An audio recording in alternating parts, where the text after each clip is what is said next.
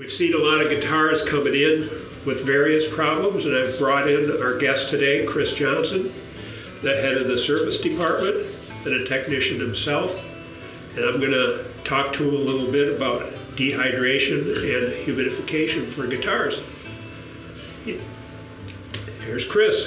So what I'd like to know, Chris, is how does a guitar dry out? Well, usually, today is January 23rd and we're in the middle of winter, and as moisture comes out of the air, so does it come out of your guitar.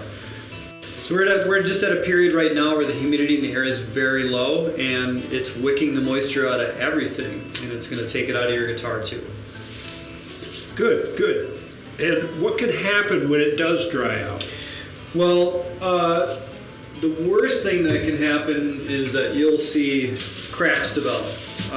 There's a bunch of different kinds of cracks and different types of cracks, but mainly the one that we see the most right now, the most common repair we're doing is going to be a crack that's going to start somewhere on the back of the body of the guitar here, and it's going to go right up under the bridge, and those things we got to fix. Other ones that are less common but still happen, you'll see cracks up by the neck, and we'll see some amount of cracking on the back a little bit, but usually on the top, most important, and behind the bridge and near the neck are the most common spots.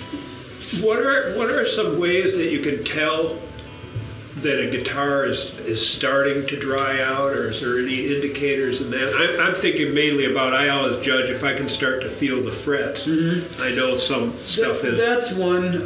You definitely, if you feel the frets, you can tell that your guitar is shrinking, essentially, in a very minor but noticeable way.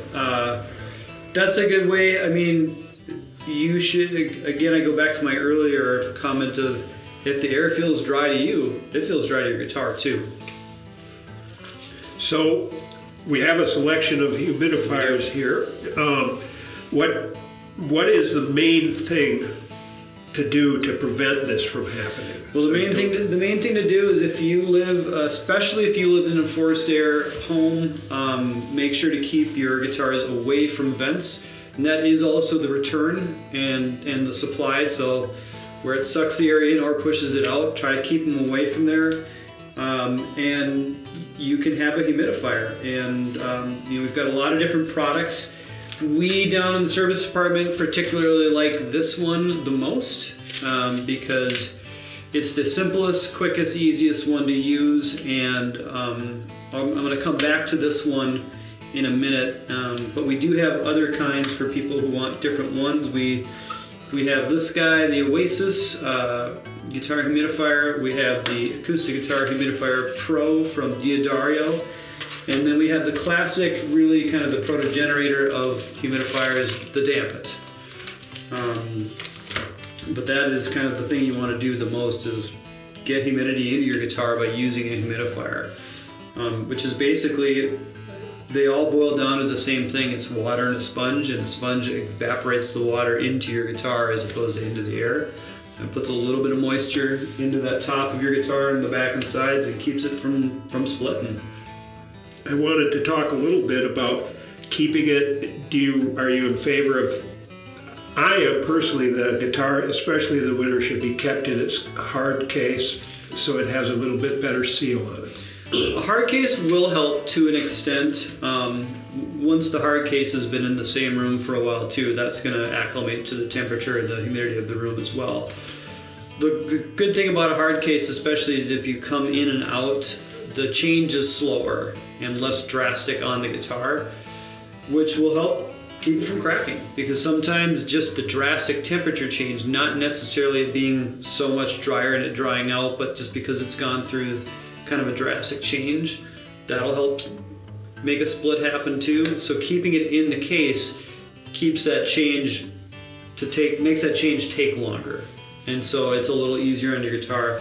I think it's a great idea to keep your guitar in your case if that's feasible for you to do. For some people, if it's in the case, they don't end up playing it, and so if it's sitting out, they'll end up playing more. And if that's the deal, then you just got to make sure that you have something to keep it humidified. And I guess I can kind of segue into what I wanted to sort of bring up earlier is that we kind of have two different styles of humidifier. We have these two kind, which basically just they slide in between the strings and they rest in the guitar, and they're made to take in and out, and you kind of are really, the idea is that you keep this on all the time with the guitar. And then we do have these dampets and the Kaiser.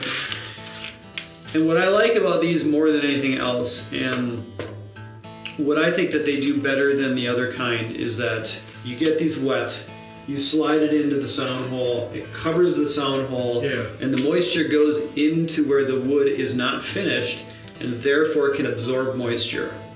Because if I just stick water on the tops of these guitars, it's not going to go absorb into the wood. It's not going to do any good because they're finished.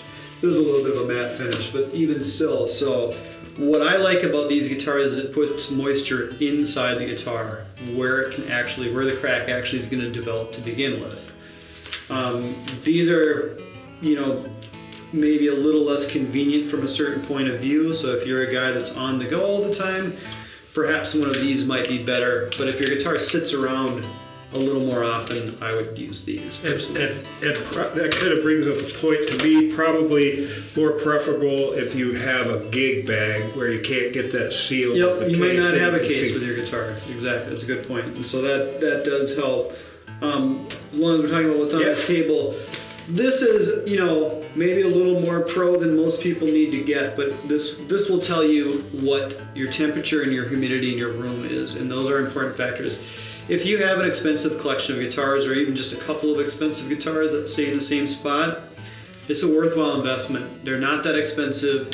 You really want to look between 35 and 45% humidity in a room for safety. 40 and above is better. You can get it too moist in your room, and that's a different kind of a problem, but for the sake of this conversation, 35 to 45 is kind of ideal humidity for your room. So if you've got a room that's got a lot of guitars and they stay in there a lot, I would recommend getting one of these or having some kind of humidity, you know, thermometer, so you can see how much your temperature is changing and what kind of humidity ranges you have going on. Good. This is great information. A couple of, just two closing things probably together, is I'm wondering, do guitars ever stabilize? Do they get with age, or do some guitars not suffer from dehydration, or does this matter? You know, this goes back to guitars are like people. Some are different. Some just don't. Excellent. I know people that have had guitars that do not take care of them in any way whatsoever, and they're bomb-proof. And I know people that take really good care and try their best and still have some things arrive. And some folks are just more hardier than others, and so as it is with the guitars too. The only thing that we can do is try to keep it from happening.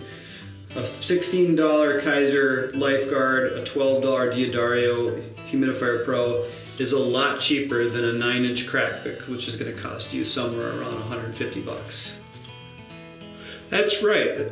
I guess there is one more question. Mm-hmm.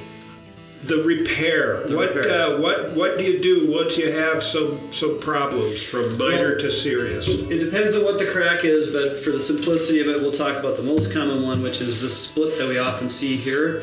The first thing we're going to do is we're going to humidify the guitar. So we're going to put it in literally a black garbage bag with some sponges and some humidifiers. We're really going to put a lot of moisture in the guitar quickly because we want that crack to seal back up as best as we can get it. We're going to put some glue in that crack. We're going to clean that up, and depending on the type of crack and how wide the crack is, we might use what's called a cleat, which is a small diamond piece shape of wood that we're going to glue on the inside of the guitar to keep that crack from opening back up once we've glued it back together. Cost and severity. Cost depends on severity. The more severe the crack, the more you can run into problems if the crack goes underneath the bracing and knocks that brace loose that's going inside your guitar.